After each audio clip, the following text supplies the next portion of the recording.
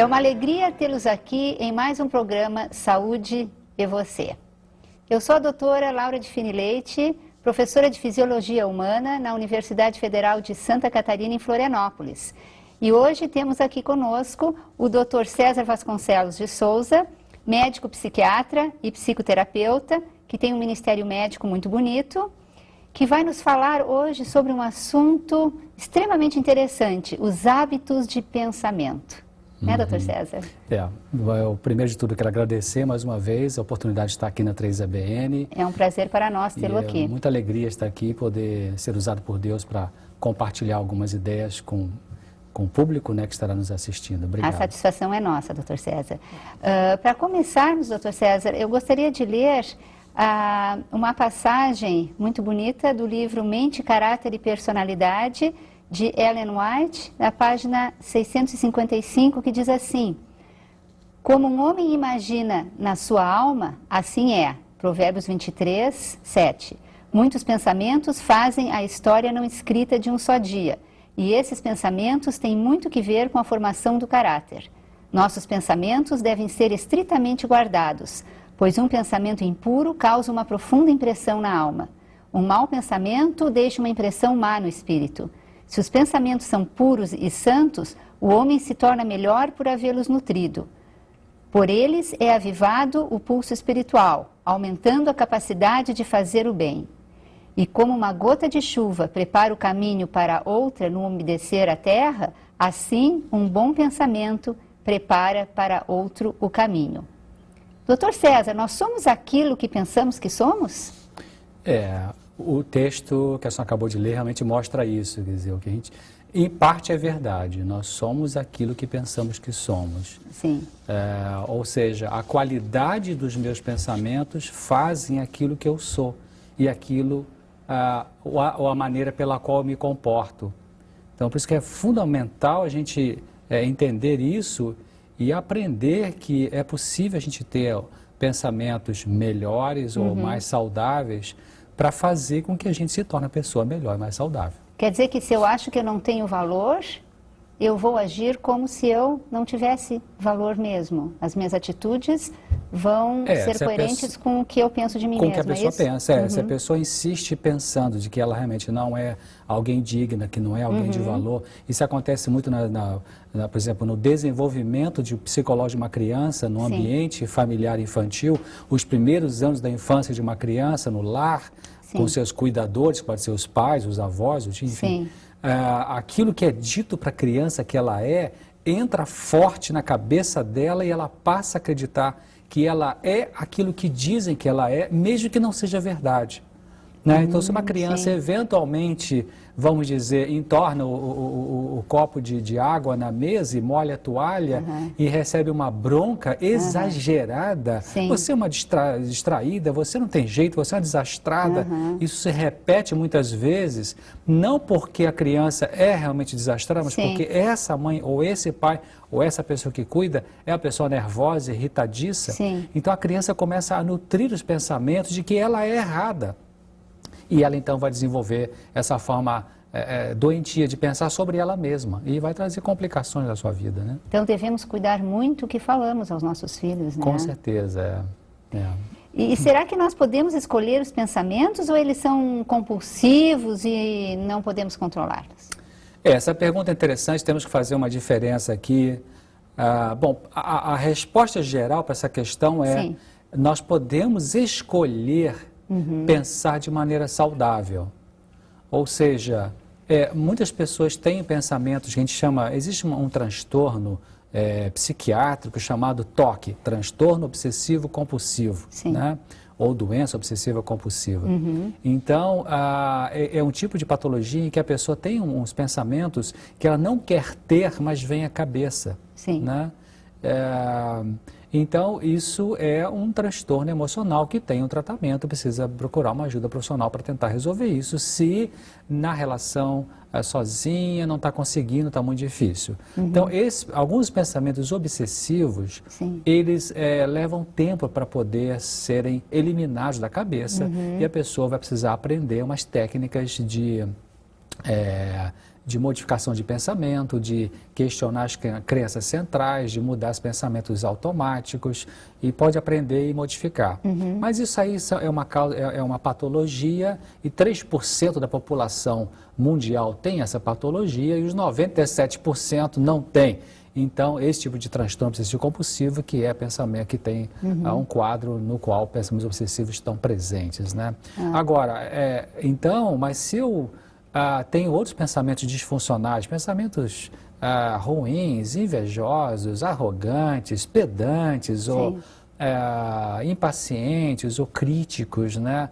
Ou pornográficos, seja o que for.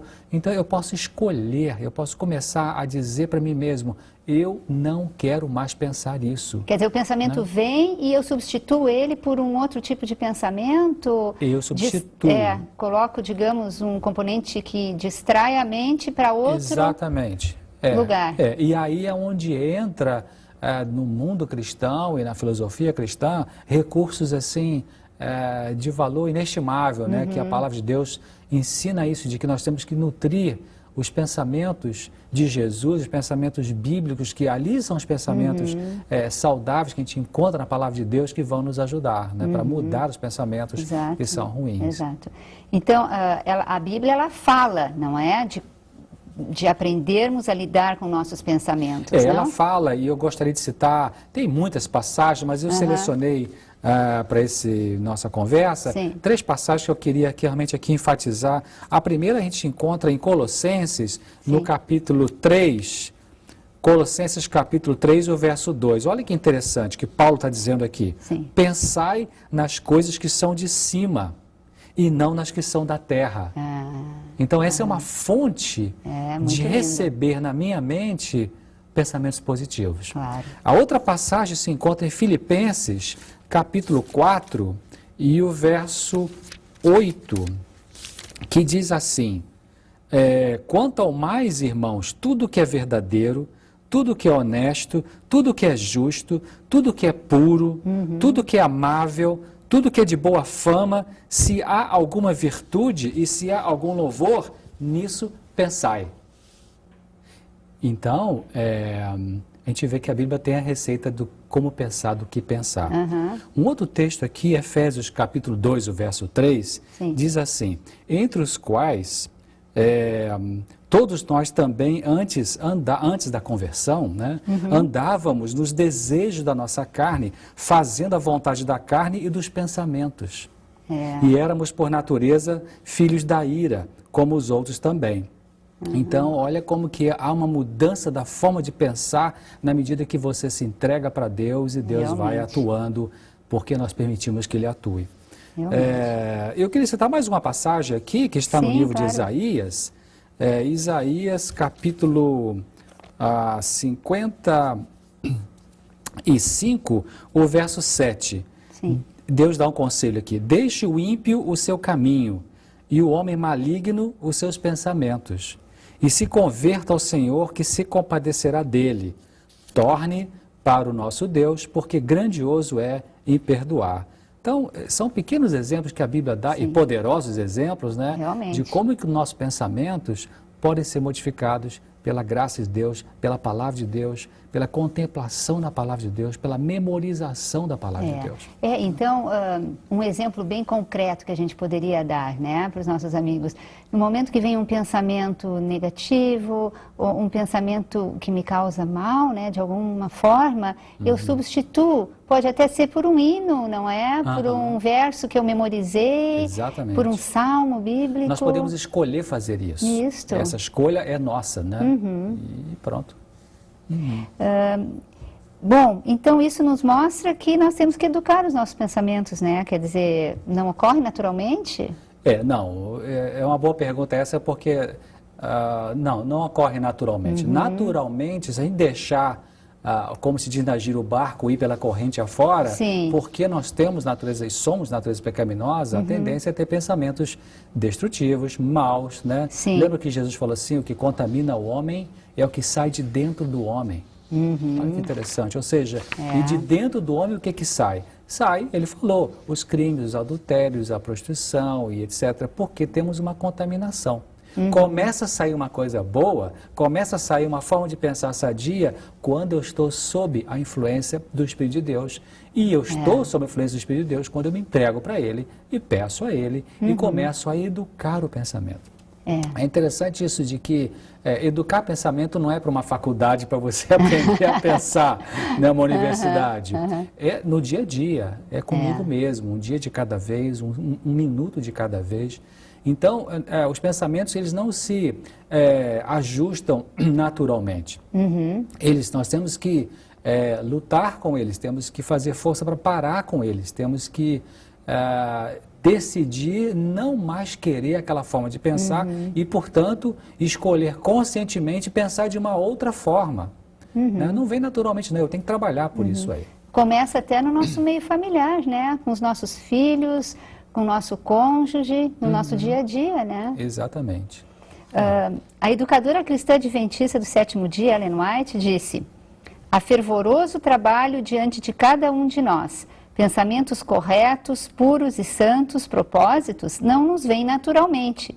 Temos de lutar por eles, né? Isso é muito interessante, porque confirma o seu comentário. E esse trecho está no livro Mente, Caráter e Personalidade, no volume 2, página 656. Então, temos que lutar por eles, né? Exatamente, Exato. temos de lutar por eles. Não vem naturalmente, né? Isso. Mas muitas vezes nós queremos lutar contra pensamentos maus com os nossos esforços somente, né? E claro, né, nós falhamos. Não será porque precisamos de um poder acima de nós, vindo de Deus, para vencer tais pensamentos destrutivos? Com certeza. Isso é indubitável, né? Quer dizer, eu sou psiquiatra, trabalho muito com psicoterapia, um aconselhamento e tem um momento em que as palavras que nós podemos usar com os pacientes no processo de terapia psicológica, elas têm um efeito de ajuda, tem um efeito que a gente chama de efeito terapêutico, né? Tem palavras de advertência, palavras de ajudar a pessoa a refletir, palavras que ajudam a formar um insight, mas tem um momento, tem situações internas do ser humano que nenhum ser humano tem poder de mudar, nenhum médico pode mudar, nenhum psiquiatra pode mudar a mente de uma pessoa. Nós somos impotentes em relação a isso. Só o poder superior, o poder de Deus, é que é capaz de mudar a corrente de uns pensamentos bastante perversos. Na Palavra de Deus tem um texto que eu acho assim muito bonito, muito inspirador. Eu gostaria de ler aqui, que está no livro, no 2 Coríntios, no capítulo 10, e nos versos de 1 a 5. 2 Coríntios 10, de 1 a 5, diz assim: além disto, eu, Paulo, vos rogo pela mansidão e benignidade de Cristo, eu que, na verdade, quando presente entre vós, sou humilde, mas ausente, ousado para convosco. Rogo-vos, verso 2, pois que, quando estiver presente, não me vejo obrigado a usar com confiança da ousadia que espero ter com alguns, olha só, que nos julgam como se andássemos segundo a carne. Quer dizer, segundo as intenções humanas, segundo os pensamentos humanos.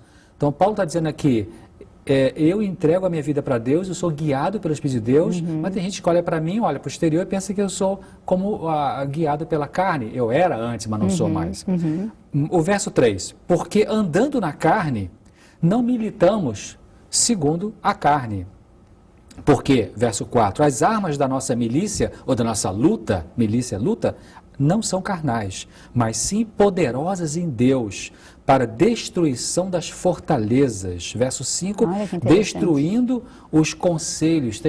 Essa palavra conselhos aqui significa raciocínios. E toda a altivez que se levanta contra o conhecimento de Deus. E olha só como ele termina aqui o verso 5.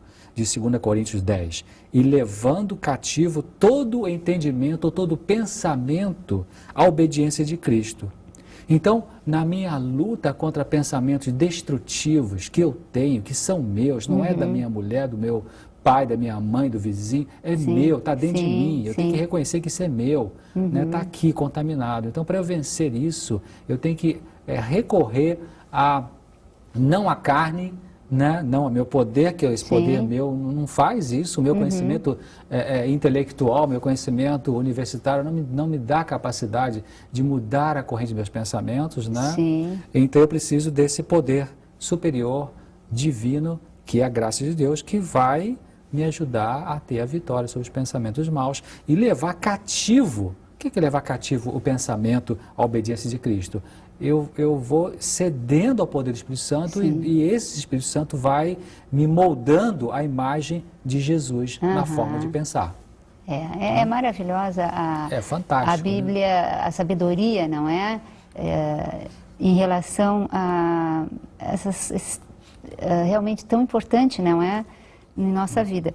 Agora, os jovens, então, eles deveriam começar desde cedo, não é? A ter controle dos seus pensamentos, o senhor não acha? Com certeza. Será que eles deviam preocupar-se com isso? Com certeza. Tem até um texto, parece, poderia ler para mim, por favor? Assim, um trecho aqui que diz, né? Os jovens devem começar cedo a cultivar corretos hábitos de pensamento. Devemos disciplinar a mente a pensar numa linha sadia e não lhe permitir que demore em coisas más. O salmista exclama: sejam agradáveis as palavras da minha boca e a meditação do meu coração perante a tua face, Senhor, rocha minha e libertador meu. Salmos, capítulo 19, versos 14, é do livro Mente, Caráter e Personalidade, de Ellen White, volume 2, página 657, né? Eu acho interessante que nesse texto ela diz aí, não demorar em coisas más.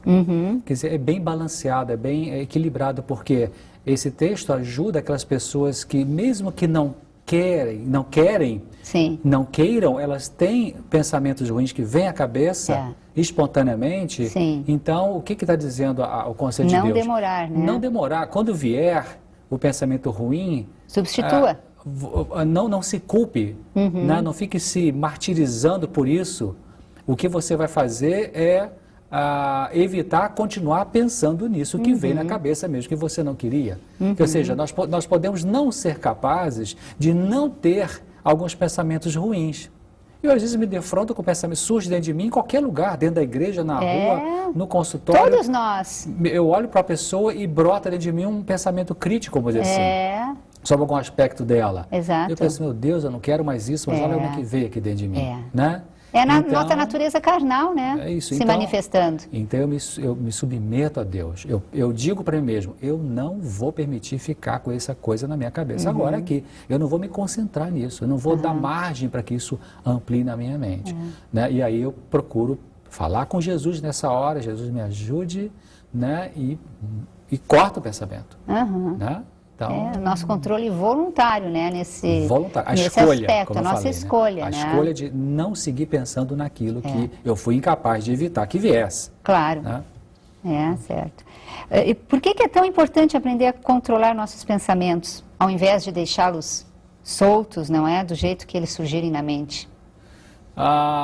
É interessante, Jesus ensinou, quando ele fez o Sermão da Montanha, ele passou essas informações de que aquilo que contamina o homem, como eu disse, é o que está no homem. Ele mostrou de que quando a pessoa olha para uma mulher com desejos ilícitos, ele já está adulterando. O que está faltando é só o ato. Exato. Então, se eu cultivo pensamentos maus, cultivar significa o quê? Significa eu ter o pensamento mau, né, e alimentá-lo, e ficar concentrado nele, né, ficar mirando, analisando e deixando ele crescer. Então, se isso acontece na minha mente aqui, com certeza, muito provavelmente, com muito mais facilidade, vai se tornar um ato. Eu vou concretizar, então, vai se concretizar. Antes de alguém roubar alguma coisa, o que um ladrão, antes de roubar um banco, ele planeja. Ele planeja. Para planejar, o que ele faz? Ele pensa, né? Quando a pessoa comete adultério, tem um momento, tem um momento que vai pensar, né? E decide. Então, é importante isso. Jesus ensinou esse princípio. Cuide com o que você pensa, né? Esse aspecto é muito interessante, porque às vezes a gente pensa, se nos vem um pensamento ruim, negativo, né, que não faz bem para a nossa saúde espiritual, será que a gente está pecando? Mas do jeito que o senhor colocou, então parece, não, eu não tenho controle sobre o pensamento, mas eu tenho controle sobre a substituição do pensamento. Sobre né? o que vai acontecer depois que ele veio. Exatamente, quer dizer, ele chega, mas eu, como cristão, não, substituo automaticamente por um pensamento elevado, né? Então, isso aí seria, digamos, o que eu deveria fazer para manter uma vida cristã sadia, né? Exatamente. E com o passar do tempo, no convívio com Jesus, na busca da palavra de Deus, na busca do recebimento do Espírito Santo, da graça purificadora, esses pensamentos maus vão sendo destruídos, vão deixando de existir, eles vão desaparecer da cabeça. Esse é o processo de crescimento espiritual. De crescimento espiritual. Tem pessoas que dizem que elas não podem mudar, né? Meus pensamentos são assim, não tem jeito mesmo, não tenho forças para mudar. O que o senhor diria para essas pessoas? Eu vou comentar, mas lê para mim um texto que nós temos aí sobre esse assunto, por favor. Ok, esse texto está no livro Mente, Caráter e Personalidade, na página 659. A autora é Ellen White. Diz assim: para cada classe de tentações existe remédio. Não somos deixados a lutar com nossas finitas forças contra o próprio eu e nossa pecaminosa natureza. Jesus é um auxiliar poderoso, um apoio sempre presente. A mente tem de ser restringida, não se lhe permitindo que vagueie. Deve ser educada a demorar-se sobre as Escrituras e temas nobres e elevados. Porções das Escrituras, mesmo capítulos inteiros, podem ser memorizados para ser repetidos quando Satanás ataca com as suas tentações. Quando Satanás quer levar a mente a demorar em coisas terrenas e sensuais, a maneira mais eficaz de lhe resistir é com está escrito. Exatamente. Isso está no Mente, Caráter e Personalidade. Mente, Caráter e Personalidade, da autora Ellen White, página 659. Então veja bem, muitas pessoas pensam assim, não, eu quero ser livre, então eu quero pensar o que eu quero. A verdadeira liberdade não é pensar o que eu quero. A verdadeira liberdade é pensar aquilo que é saudável.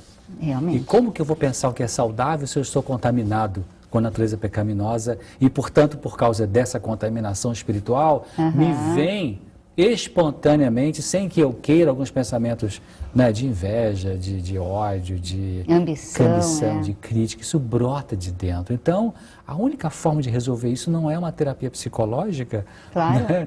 É a terapia divina. Ou seja, é eu dizer, Senhor, eu não quero mais isso. Muda meu pensamento. E você, então, vou, como já falamos aqui, eu falei, você falou também, né, Laura? Eu interrompo esse pensamento, sabe? Eu digo, pare, sabe? Eu faço isso comigo. Claro, acho que todos nós. Assim, pare, César, não é isso. Eu digo, não vou pensar nisso. E eu corto, sabe? Corto mesmo, né? Eu digo para mim, pare de pensar nisso, sabe? Uma autoconversa, assim. E é muito interessante isso, porque às vezes as pessoas se sentem culpadas porque vem o pensamento, mas isso acontece com todos nós. Então, nós não precisamos nos sentir culpados pelo pensamento que vem. Nós devemos reprimi-los, como diz a autora aqui, né? E no livro Temperança, dessa mesma autora, anos atrás eu li um texto, que apesar que fala muito de alimentação e tal, mas ela falava assim, de que há uma diferença entre ser tentado e cair em tentação. Ou seja, quando vem um pensamento mal, destrutivo, isso não é o pecado. Isso é fruto da contaminação espiritual que nós somos sujeitos por herança genética de Adão e Eva. Agora, o que eu vou fazer no próximo segundo que o pensamento veio? Eu alimento para então de praticar ou eu corto e me submeto a Jesus? Aí é que é a diferença de ser tentado e cair em tentação. É muito interessante isso e serve muito de ajuda a nós cristãos, né? Bom, o senhor acharia, assim, qual é a sua opinião, né? Os pensamentos, eles poderiam acabar produzindo determinado tipo de caráter em uma pessoa? Com certeza, porque, veja bem, é uma sequência. O que eu penso produz o que eu sinto, os sentimentos. O conjunto de sentimentos me levam a agir. E toda vez que eu ajo repetidamente na mesma coisa, isso se torna um hábito. E o conjunto de hábitos é o que faz o nosso caráter. Então a sequência é pensar, sentir, agir, os hábitos e o caráter. Então olha só, onde começa a ponta final do comportamento, o que eu faço, começa onde? O pensamento, no que eu penso. Né? Então a importância da qualidade dos nossos pensamentos. Muito importante. Bom, a gente sabe, né, que existem pensamentos assim, de diversas formas, doentios, distorcidos, né?